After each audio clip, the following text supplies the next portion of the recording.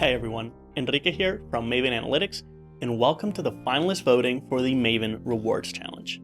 Today, we'll be looking at the 5 projects up for the main prize, and we'll be evaluating them by using the challenge objective, which was to identify key Cafe Rewards customer segments and define offers that should be used to target them effectively.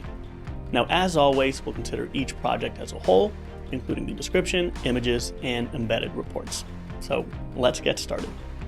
All right, we're going to start with Michael's entry, and this was a phenomenal entry. So I just want to give some background on myself. In the past, I've held the role as a data scientist for marketing team, and when I present segmentation projects, there are always 3 things I make sure to include. 1 is an awesome visualization, 2 would be cluster names, and then finally recommendations. And Michael does all of these things really well. He absolutely knocks it out of the park. So if we scroll down here, you can see here's his Power BI dashboard.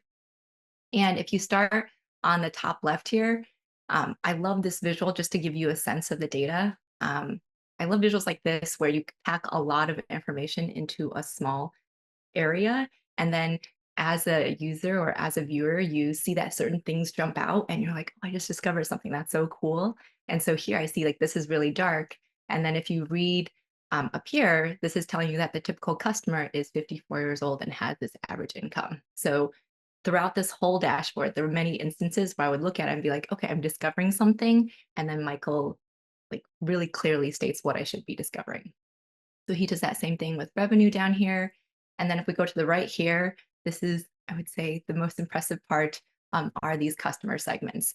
And with these customer segments, again, we see this visual that's really engaging, and they're all named in a really nice way. So cluster 1, these are your frequent low spenders who visit 15 times a month. Cluster 2, you have your weekly low spenders.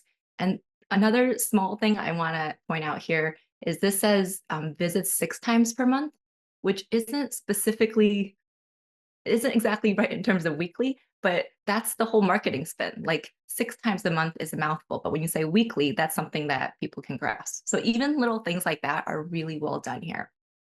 And specifically for the customer segments, I'm just going to pause and scroll down to the About This project for a second.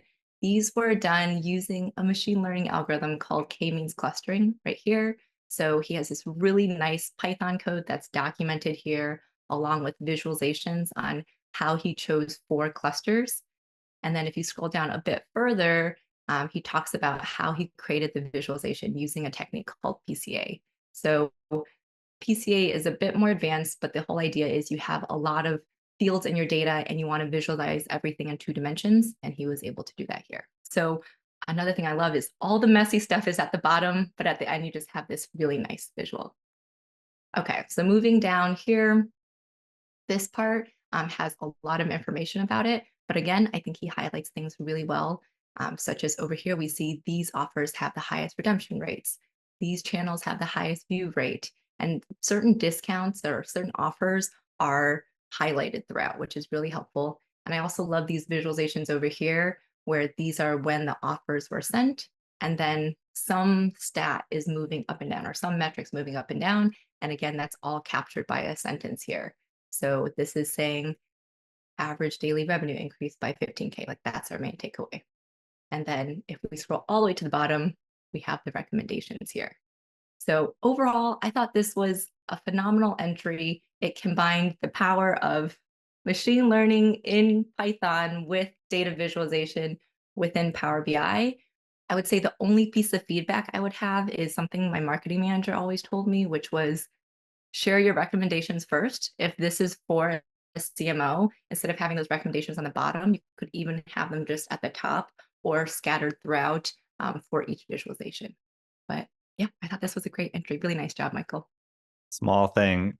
I like that even in the title said use 80% zoom for optimal full width viewing. I just think it's strong attention to detail there with like the guidance given to the viewer. Yeah, for sure. I think like that scatter chart probably, I would even go so far to say easily the most impressive in the entire challenge. Like this was I remember scrolling through these projects, and this one immediately stopped my scroll. Just amazing stuff. I could live maybe with a little bit. I don't know why people associate this awful brown color with coffee or whatnot, I could probably live with a little bit nicer color theme, but that's just like nowhere near as important as all of the other impressive stuff that he did. Yeah, I also really love that his recommendations seem to be really specific. It's not just like a generalized, like, oh, try to improve this one thing, but like I'm looking at, offer like this recommendation number 2 saying, offers like the specific offers might appeal to this broader audience. And he's using that analysis that he did using the clusters and everything to kind of support that recommendation. So I kind of feel like, when we're thinking about recommendations and insights and how to explain to your audience why your analysis is important, like this is a great way to do that. So I thought these recommendations were great. Yeah, and I'll just chime in. Yeah, I was hoping to see some folks use clustering for this project. Anytime we're doing customer segmentation or customer analysis, there's often these types of segments lurking within your data, and it can seem mathematically contrived, but at the end of the day, particularly Alice, to your point, when you name these clusters, your whole business gets a much better understanding of who your customers are and how you can kind of think about distinct groups of them. And that can be very powerful. And obviously, Michael follows that up with recommendations to tailor offers to these customers. But that can unleash a lot of power when you're thinking about not just your customers as a single group, but thinking about how to entice each one of these individual groups in specific ways that appeal to the behavior that you see. So yeah, this definitely an amazing project for sure. Yeah, if I had to add just one thing to that PCA visual, which I love, is, and it's always hard to name the axes with PCA because they're components that are made up of like lots of different elements.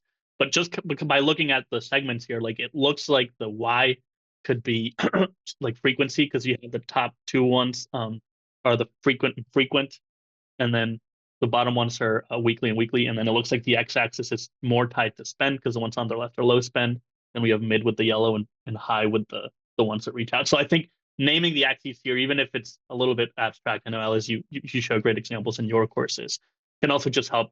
I mean, you can see the clusters, but also just kind of get a sense of how it works as a scatter plot as well. And to that point, I just wanted to call out that it looks like Michael referenced the machine learning courses as how he learned to do all this stuff. So if anyone's is seeing this and thinking like, wow, I mean, this is great and everything, but I could never hope to achieve anything like this myself. It's all very easy to learn for Alice and Chris Poole. So yeah. Okay, I'm going to move to our next entry, which is Joanna. And this is Joanna's A, first challenge entry, and B, first Power BI project overall. But we'll go to that a little bit later. There are a couple of things that sort of stand out in her project overall, and one of those is the write-up. And you'll notice that it's not the usually huge write-up that we sort of celebrate on our meetings here. And the reason is that she basically just gives us her segments. So how she chose to segment the customers.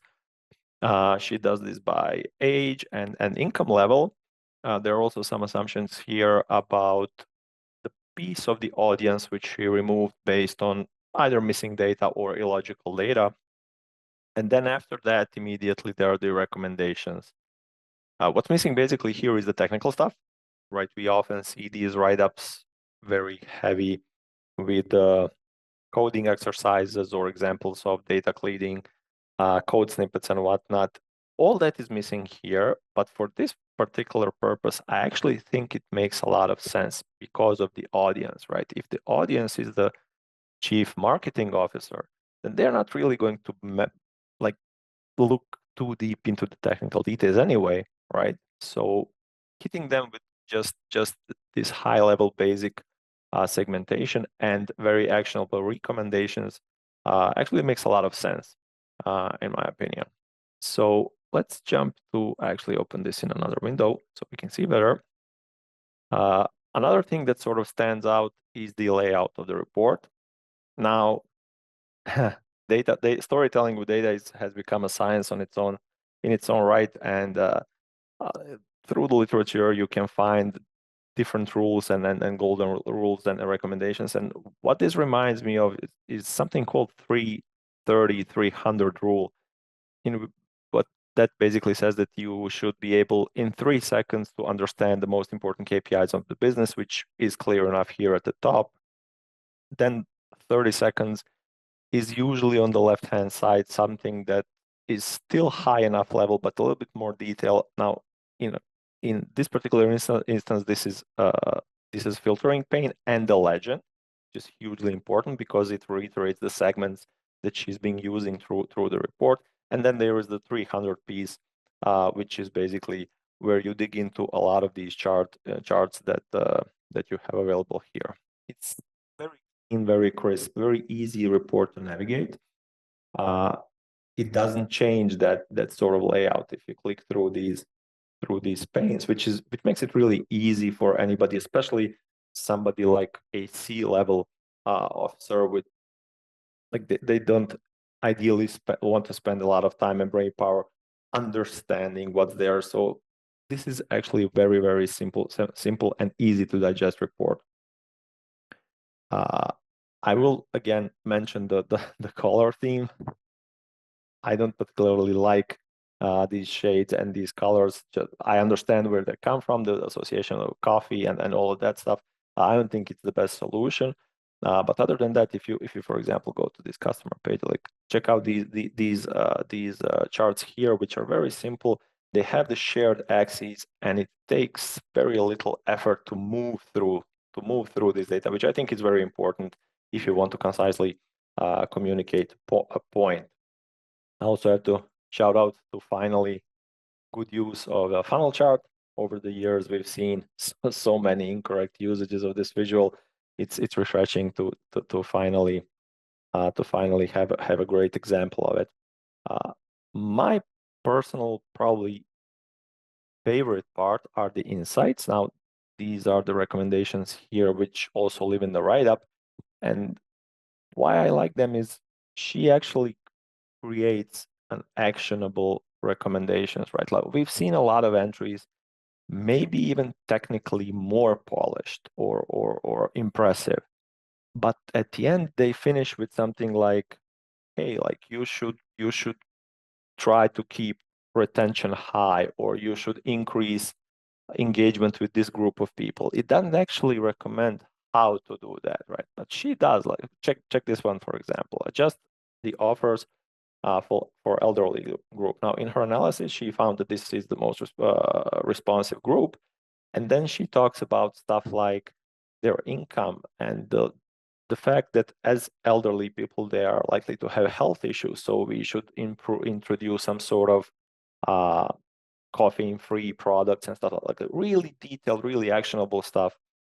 Another great example is here. So segment and reward frequent shoppers, right? She found that the mean transaction count is 5, right? And so let's offer a 6th one. Let's offer some sort of reward after 5th purchase that would move that mean towards 6, for example. So again, very simple but very concrete and actionable example. Overall, I do have to, before the overall part, I do have to mention this chart. This should be reworked in some sort of way because these are different measures. They are on a very different scales, and when you put them next to each other, it's just very confusing, right? This is 90,000 against 1 million, and they look almost identical. This stuff can trip people up, and had to call that out as a sort of a recommendation to as a potential fix for the next iteration of the report. But overall, just really great entry from Joanna. I'm going to say what I said last time, and I love the recommendations. I totally agree with you. I think that they are spot on, and I particularly like how actionable they are and how detailed they are. I think it's really clear that she put a lot of time and effort into thinking not only about the analysis, but then kind of to your point, like, okay, what do elderly or older people have in common? What are some things that we could do for that group in particular? And so, you know, taking in not only the data that she's receiving, but also kind of just like real world knowledge and applying that to this project. And I think she did a really great job with that. Yeah, I guess to steal Alice's feedback from the prior project, the only like I agree that the recommendations are fantastic and demonstrate a deep thought about the project. But the only thing that is a challenge, especially when you have um, you know, a visual this complex, right? Multiple tabs, tons of visuals, and you have those types of insights. It's like it's really hard to okay, like I'm on this insights tab here. But now I have to split back and look at the visualization again to remind myself like where the insight came from. And so like if to Alice's point, if you can tie the insight closer to the visualization, I think it would add more effect to those because it would allow people to look at the data and then see her recommendation right there. And I think it would make it much more concrete versus like, having to kind of step back and forth to do so. Yeah, that makes a lot of sense. Like I'm imagining some sort of a title with some color coding and some sort of an explanation of what it is that we're looking for. But yeah, it's a great point. One thing I'll say, and because I was actually thinking, maybe I was wrong in how I read it, but to your point, Branislav, on that in the offers tab on that chart that you felt the axes were wrong. I think it's confusing because of like the main data label is on the absolute values, but I think it's just 100% stacked columns. So you're meant to compare the percentages between with and without. So they do both add up to 100%. And to me, this tells me like, yeah, even though like only about a quarter of the transactions that we have are due to or aren't using any offers, we're actually making about 40% of our revenue from people that purchase using an offer. So that, I mean, I think that's a good insight there. Again, unless I'm misinterpreting it, and an incentive to continue to send out these offers because it's where we're generating most of the revenue. Maybe not most, but a bigger share of revenue than the actual number of transactions. I'll say another thing I liked about this entry was just how clean everything is and how I would say like each visual on its own is very clean. And this was really effective way of doing customer segmentation without machine learning. So she was able to do the splits in many different ways. And then because they were so bite-sized, you could look at them one by one and quickly get a takeaway. So I thought that was done really well. Okay, so Branislav, speaking of bland color palettes, if you wanted an alternative to that brown color that you dislike so much, I present to you Martin's take on economist-style visualizations using Excel. I really like this project for a lot of reasons. One is I grew up reading The Economist, so this color palette is like a safe space for me. But I also just really love, in his write-up, Martin talks about wanting to use this project as an opportunity to really dive into some advanced Excel functionality, as well as prevent himself from using a tool like Power BI, which this project might have been easier in. But within Excel itself, he uses Power Query, Power Pivot, DAX, and Cube functions, and really push himself to make some complex visuals. And so, we in his write-up, we get a really nice overview of his data model, as well as some of the DAX measures he creates, and dives into the technical details there before presenting his results, which he also summarizes mostly in his visual. But again, he also calls out two specific visuals that, required him to get a little bit creative with how he built the charts. And I think if you're looking to understand that, I would check this out. But there's a lot of great insight in his write-up. But let's go ahead and dive into the visual itself. And so another thing that I like about this is, while there's often a lot of value in, a project like Joanna's where we really get to dive into numerous customer segments, I also find that there's a lot of value in what I call a one-pager. So just a one-pager, what are your greatest hit insights from your analysis? What are the insights that, if you're presenting to a CMO, you get 10 to 15 minutes to talk to them before they look at the next presentation. What are you going to wow them with, and what's going to appeal to them most and drive the business forward in that limited amount of time that you and they both have? So Martin starts off describing the data, but also talks about, the key segments include folks that are over 50, that are 55% of the membership. And he also talks about how the membership is heavily male as well. But if we dive in, he kind of lays this out numerically. So 1 down to the bottom left corner, 2, 3, 4, 5, 6. So he presents a flow to us, but starts by breaking down the data demographically in this upper left chart. And again, I love this economist style, but we get age segments for our y-axis, and then we get the distribution of those age segments is relative to their total number. So the biggest age segment was mature adults with 5,000 members, and that was a 54-45 gender split, male, female. And so that just helped us understand who are members in our program. And he also, indicates that 13% of people were quote unquote unknown. And, some people chose to sort of slice out unknown folks, but I think that Martin identifies the fact that there are unknown demographics in their data set as an opportunity for the business to dive into more, which I like. But probably my favorite chart in this is this bottom left. So silver spenders. So this is an area chart, but it's very cleverly formatted. So our x-axis is the number of members in thousands, right? So the entire span of the x-axis is the total number of members, just over 16,000.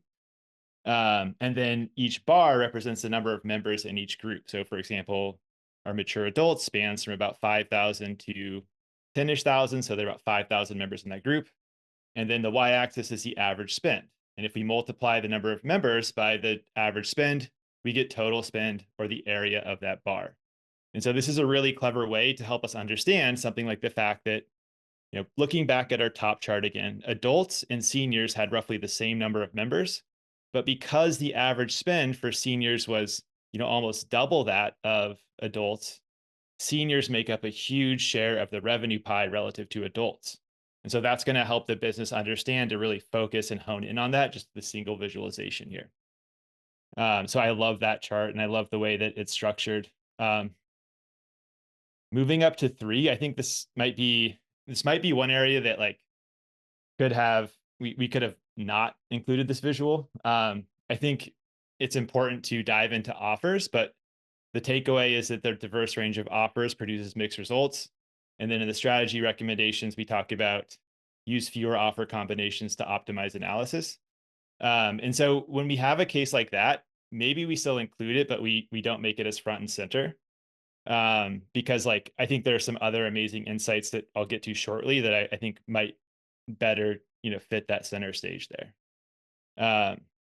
I'm going to move on to discount wins on the right. I think this is another really awesome visual. And this is kind of a slice of the analysis that I think is really succinct. So he has these sort of, horizontal bar charts that represent the sum of a whole. So there were 8 offers made. There were 4 discount offers, 4 BOGO offers. So they're the same number of offers made. And the closer that these lines are to being right in that middle, the more parity there was between these 2 offers. And so we see that, the discount offers had a slightly higher number of offers completed. That led to a 69% offer completion rate for discount offers versus 62% for BOGO offers. So just those 3 bars alone, you might say, hey, not a huge difference. But the insight that I love from this is that the cost of the cafe, or the cost of these promotions in terms of lost revenue, was significantly lower for discount offers, which had a higher completion rate and a higher total number of completions. So those BOGO offers, giving away an entire product for free, are very expensive and less effective. And we can learn all of that from this visualization here, which I love. And that should inform the business a little bit more about potentially what types of offers they should make moving forward. And then below that, he also kind of just discusses the offer view rate by social versus without social. And combining that with the insights above, you might come to the conclusion that discount offers cost less. Those might even be more effective to push via social because, again, there's probably some cost of social media ads as well. That's a little bit of my insight, but I think you can really start to paint a picture with how to move forward with offers here. And then finally, this bottom middle chart, which is a very fun economist style chart with a nice line break in the x-axis there, really just shows that the unknown group, that 13% of customers that didn't really have demographic information, performs much worse in other categories across the board. And then he sums that up with a takeaway to try to re-engage unknowns. Sometimes, intuitively speaking, people who aren't providing you with data aren't very interested in your product or your services, but I think it's still worth kind of highlighting that group as an opportunity to engage somehow. So overall, I think the economist style visuals, this 1-page report, and some awesome insights make Martin's presentation pretty outstanding. For me, I really like the approach of how they challenge themselves to like only use certain tools like Excel, Power Query to go about the report, because it's not that like they had a limited knowledge of other tools, but they like specifically that he challenged himself to only use those tools. And so I like that he kind of gave himself a bit of a prompt there to really stretch the ability that he has, but also like kind of fit to the economist style um report that he was going for. I think that's really cool, and I really like the visuals he chose to use as well. um the discount wins, like you mentioned, number 5, I do think that's a huge one. I think just the way he laid that out is so insightful in a single visual, and I didn't see anyone else quite tap into that insight of like the cost, or at least of the ones I was looking at, the cost of the discount per BOGO. So yeah, I think there's a lot of great stuff here, and I like their overall approach to the challenge as a whole. Yeah, thanks, Chris. I have to agree. This is, aesthetically speaking, to me personally, a lot more attractive. What I would love, however, and what I think would go a really long way here, like if you check the amount of space spent at the intro section, right, the topmost section, and compare that with the future strategy recommendations, then there is a disparity. I would have loved to see at least equal emphasis on both, if not maybe emphasizing the recommendations more. I think that would really go a long way in terms of our challenge prompt. As it is, it's even, the recommendations are even a little bit drowned between what are otherwise really awesome visuals. I have to agree with all of you guys. Yeah, and I think to your point, there might be a way to combine, that top intro section summary of the data with the recommendations, like and basically just headline it with quick summary of the data plus the insights that are derived, and then maybe even call out the insights along with the summary of the visual itself. So you're kind of getting that headline all at once and maximizing the space for everything. Yeah, I could see that.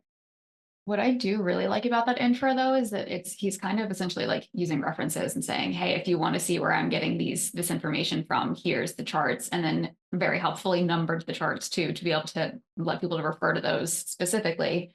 So I think, kind of to your point, when we were talking about Joanna's project, being able to really easily tie together, okay, this particular like analysis is coming from this specific chart or vice versa. So I think that's a really great addition here, and helps kind of frame this in a way that makes sense to the reader or the end user. Yeah. One thing I have to add is that Silver Spenders visual is baller. I'd seen that one before, like that type, and I think someone published it. I forget where on LinkedIn, and I was like, oh, how could you possibly do that in Excel? And I had some thoughts on the approach. I was going to try to do a demo for it a while back. I remember Yasmin asked a multiple challenge when it was like, oh, like I challenge you to do that as well. I never would have thought to use area charts. I'm going to try to do this myself because I know that's what Martin said he used, because it's worked out perfectly. So I think that's awesome. I love the with without social, not just a chart, but I think when you have channels structured like this, where that field was this like list of different channels for each offer, it can be hard to break down something useful out of it. But this focus on like noticing that with without social was like the main differentiator, I think is amazing, especially seeing that disparity with 95% to 53. I love, Chris, your point on, yeah, they're probably paying for those, not so much the others, which is something also good to know, but something that they could probably take into consideration. And the one thing that I'd have as a, I guess, constructive criticism is, Chris, I know you pointed out that like that 3 chart like is great, but it kind of feels yes, it like use fewer offer combinations is the like kind of the insight from that. I would have loved that they were using that to say use these combinations. Like we have 8 right now. Like based on this, like let's focus on, I know we want discounts, we want social. So it feels like they could have used everything they've learned to like point out at least 2 of the ones that we should use moving forward, instead of saying there's too many, let's use less. Yeah, exactly. It reminds me of like Michael's entry where he highlighted the top 2. I think the order was exactly the same, but I felt like I was getting the insights. Like every other visual in here, I feel like it was fairly easy to before even looking at his recommendations, understand what the thrust was. But this was the one where it was like, nope, the work's on the viewer to come away with their own conclusions. And CMOs typically are not often won't invest the time. They'll kind of want to be told as well as shown, I think there. So here we have Dirk. He is a first time challenge entry. So that's always great to see. And he used Power BI for his report. First thing I wanted to point out is I like the way that he did his write-up. Just starts off with objectives, which I always think is a great approach. Goes into his data prep a bit, then leans into insights, and then gives recommendations towards the end. So overall, I think it's a nice flow, fairly concise for the most part. Went about it typically the way I recommend to do so in terms of flow. So I think he had a good description there. And then launching into the report itself, he's got his KPIs at the top here, and I like that he segmented them a bit: revenue, transactions, and then the average per spend. At first, it felt like a lot of KPIs, but I do like that he was intentional with how he placed them. Got a series of line charts here where he's tracking transactions, revenue, revenue with rewards, and revenue without offers over the 30-day period. And I like that he gives some observations right here within the report at the bottom of these, and he addresses each of the charts with an observation. I like how he did that. He kind of gave some recommendations in here. It's more of an analysis. Sometimes he blends the two. It would have been nice to see him lean into both in their own sections, or to accompany each observation with a recommendation. He provides clear recommendations at the bottom, so he did accomplish that.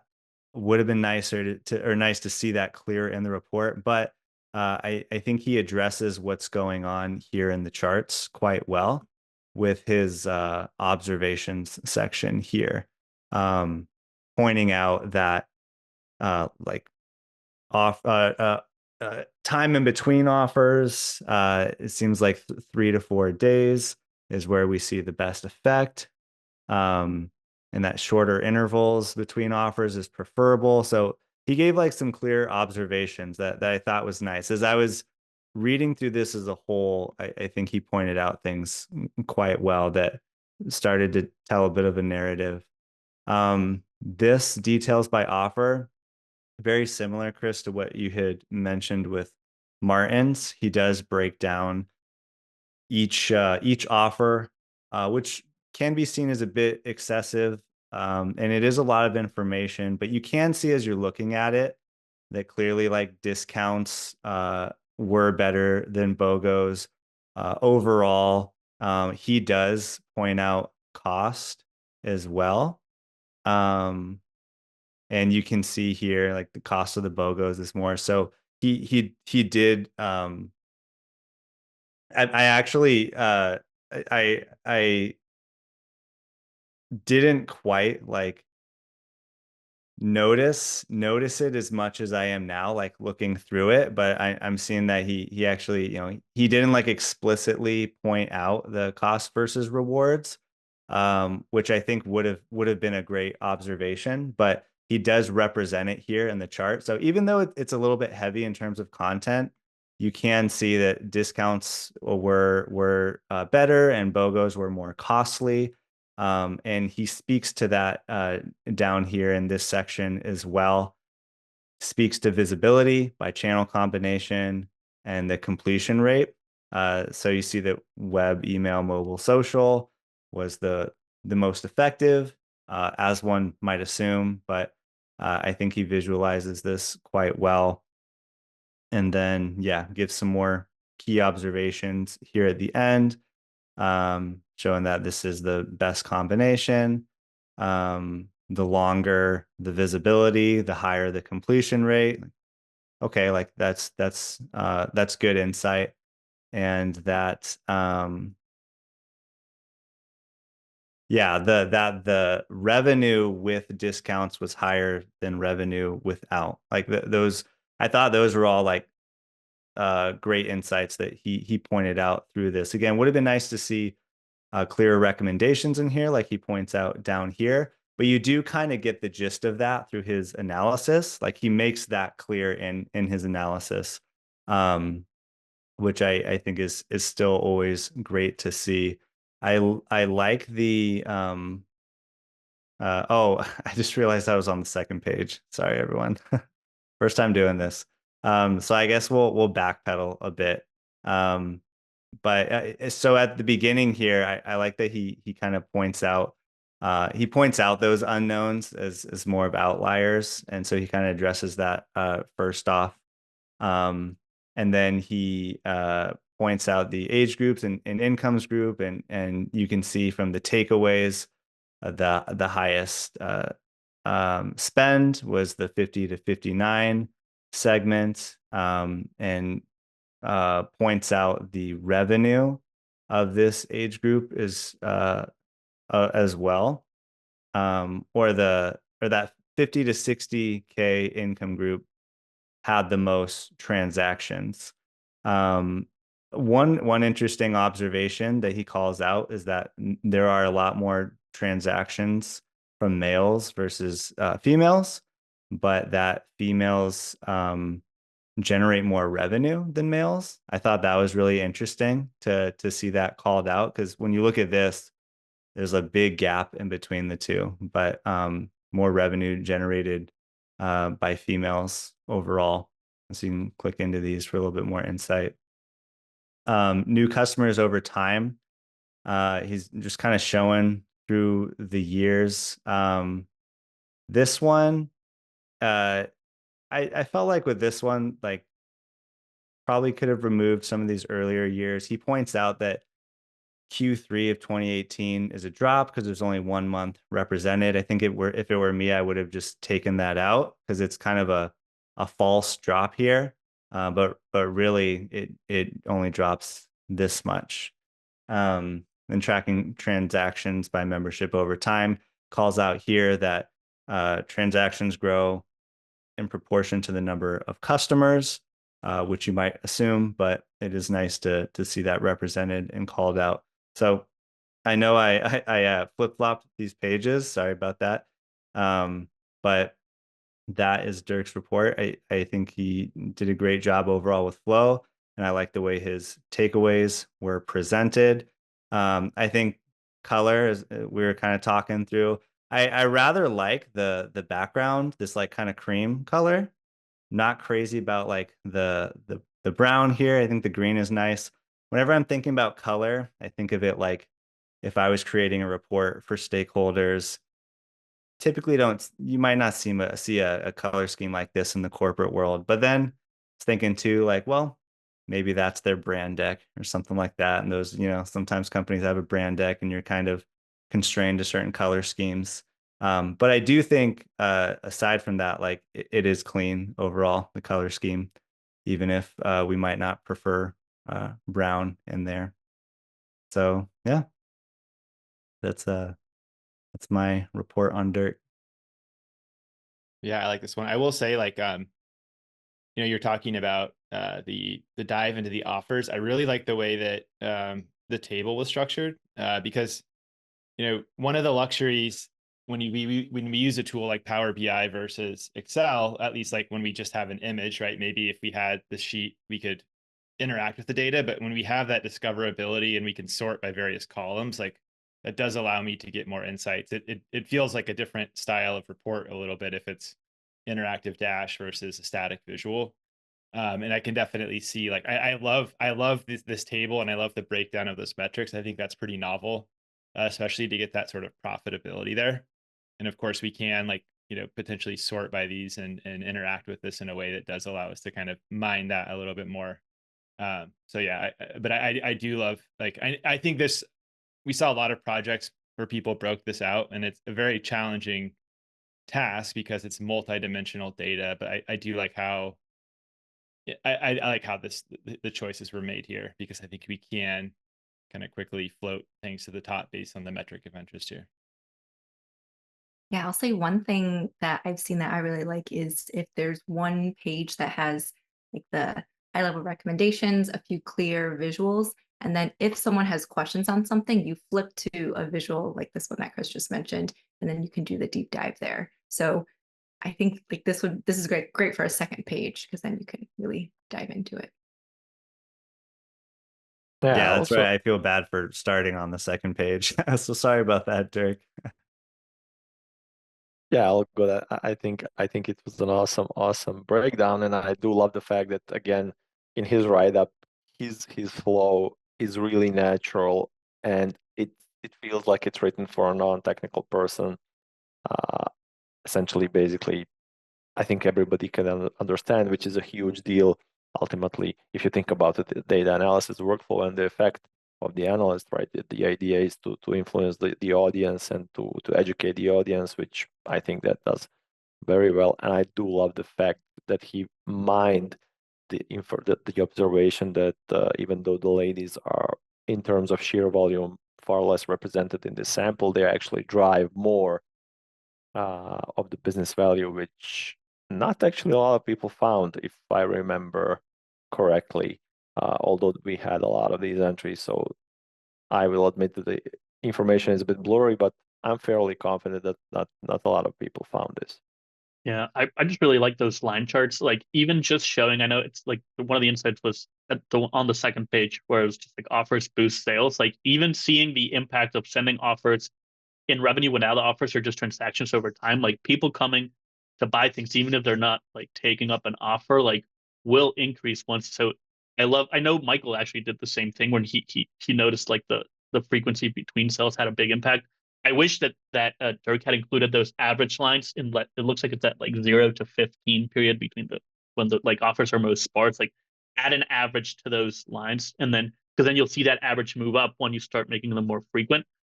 He had the same insights, but it's just like actually showing those in the visual. I would have loved to see. Granted, it makes it much more difficult to do it in an interactive dashboard. But yeah, I thought that was great. So I was really drawn to Jeroen's project when I first saw it. So I'm really excited to have the opportunity to walk through some of the highlights of his submission for this challenge.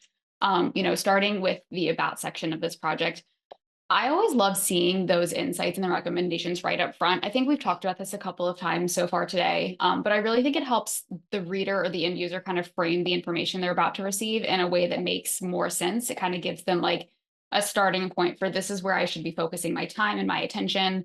So I really appreciated that he kind of put those right up front at the beginning.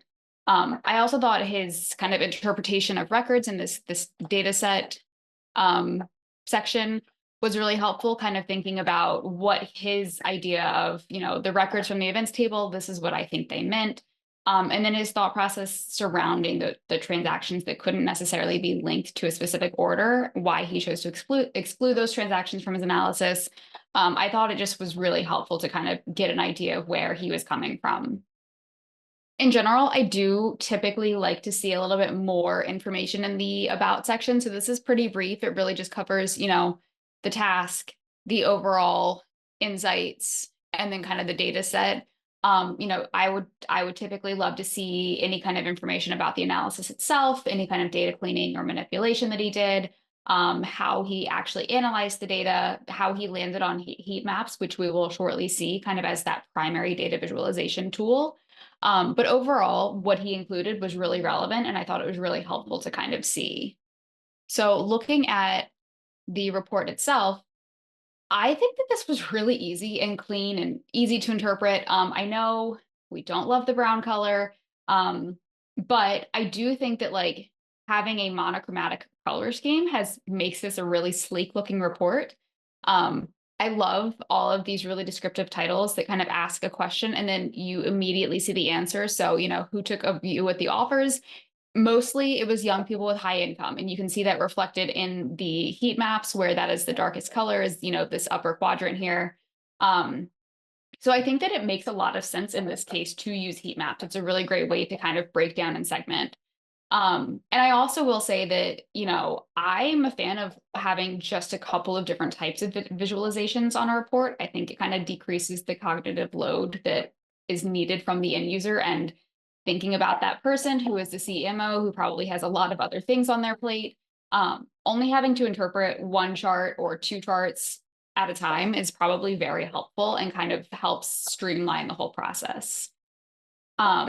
And if you think back to the project that Bronislav spoke about, Joanna's, Chris mentioned that it's kind of challenging to have insights and, you know, charts on separate pages because you need to flip between the two of them. You kind of need to think, oh, this is the insight, and let me go back to this other page and look for the chart that supports that.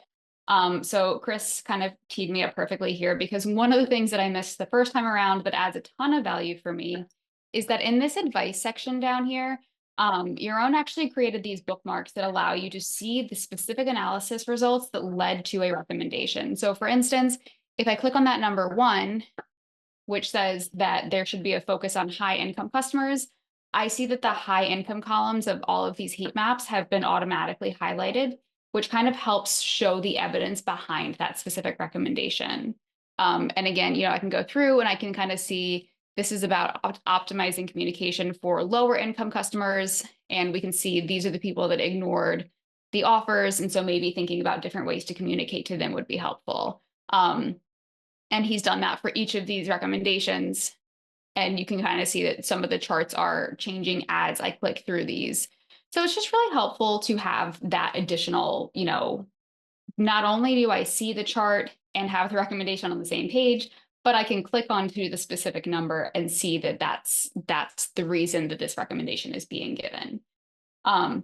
Similarly, kind of thinking about the interactivity of your own dashboard, I love that you can kind of click on any of these distribution of offers charts and dig in a little bit more. So I could click, I'll reset this first.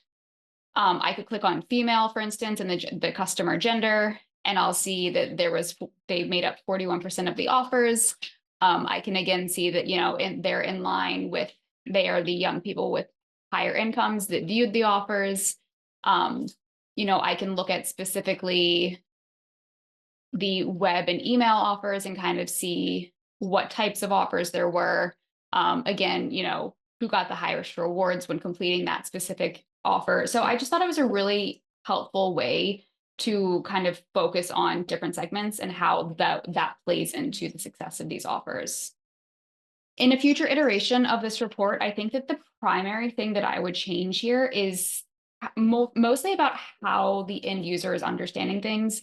Like I said, I really loved the ability to click on these bookmarks and kind of learn more about what led to that particular recommendation. But like I said, I also missed it the first time around. So I think it would be great to kind of have that functionality more easy to find. Jeroen does have this info section here, and I think that this would be the perfect place to kind of talk about, this is how to use the dashboard. Here's some, you know, some things to help you as you're navigating. But overall, I thought this was a really, really great job. Like I said, it's really clean. I do like the monochromatic color scheme here. And I think it's a really helpful report that a CMO would find really useful. I do like that those numbered bullet points are like slicers, essentially. I did miss them initially too. They are a little discreet, but I think it's a really clever way to do it. And I like that they drill down on the advice that he's giving too. I think that's a nice touch. Yeah, and I will say, just so that we are all aware, that he did not actually intend for those to be discrete. When I was reading the About Project section, he did say using bookmarks, I guide the user through the analysis. So like that was kind of just an oversight. But I'm glad that, you know, as I was poking around, this was something that I saw and I was able to use. I think that like from a technical perspective, I have to admit, I also missed it the first time around. So admittedly, partly on my own fault, because I I don't know, wasn't reading through the write-up enough or with enough concentration. But for me, what does it in this report is the centerpiece 6 heat maps. Like, I love seeing this kind of thing, like so much information in a single visual. To Lauren's point, like there is no there is no cognitive overload in trying to decipher different types of visualization. And if you take a look, even the axes, if you will, or the column headers in this case, are all the same, right? So you just can breeze through the data without any sort of effort, which I think with this prompt in mind, right? So with an audience being a person, again, who is presumably limited with time, overloaded with other obligations and whatnot, like having that clear, concise communication is the key. And I love the question answer sort of titles. That's really amazing. I don't think that I've seen a lot of these at all during the challenge. Yeah, I was really drawn to those like, I guess, area charts at the bottom for the number of completed offers during 30-day period for the 6 series. Like, I think other people pointed out the same insight, which was like, well, this one I guess isn't really that pointed out, but like the impact of frequency, right? Like, as you start to send them more often, you see that because maybe they'll expire sooner, people will accept them like sooner as well. So you have those much higher peaks. And the other thing I actually noticed here is that it looks like if you look at the first two, like by the time that you send that second offer, like the first one pretty much goes down to 0. Like, people stop using it altogether. Same when you go from the second to the third, like the first one goes to 0. But as you make them more frequent, you still have people taking those initial, like those previous offers, even though the other ones were still running. So I thought that was really interesting just to get that insight from this chart. In a way that's different from the way other people, and it just looks pretty neat for some reason. It's just very like appealing, which I guess I appreciate. Yeah. Okay, so those are our 5 finalists. With that said, who do we think put together the dashboard, or I guess not the dashboard? Who do we think identified key customer segments and then tailored recommendations to them best out of all these finalists? I'm going to obviously start with Michael, the first entry that Alice reviewed. I think that was just an amazing entry overall. I think it hit all the points. It's just an end-to-end project, like production grade easily. I also really liked Martin's entry. I feel like he was so intentional with every visualization, and it really showed. It's just rare that you see so many custom visualizations, and then each visualization is like perfect for that insight. And so I just, yeah, that bottom left and top right visualization, those were really, really insightful. Yeah, I thought it was impressive how like innovative Martin was with his. That impressed me. Right, I'll take it from the silence that these are going to be kind of the best 2. Miroslav, unless you have something to add. Yeah, like, I didn't want to say anything because I already spoke about Michael, but I do really like Jeroen's entry as well.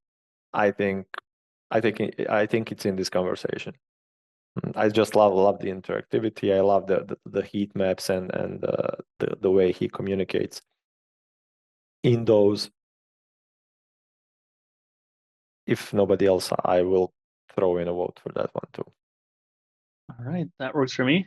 So reminder, I won't be voting, so it'll be up to you 5 to determine the winner. We'll do 1 for Michael, 2 for Martin, 3 for Jeroen, and we'll see who makes it out on top. Ready? 1, 2, 3. 1, 3, 1, 2. So it looks like Michael takes it, right?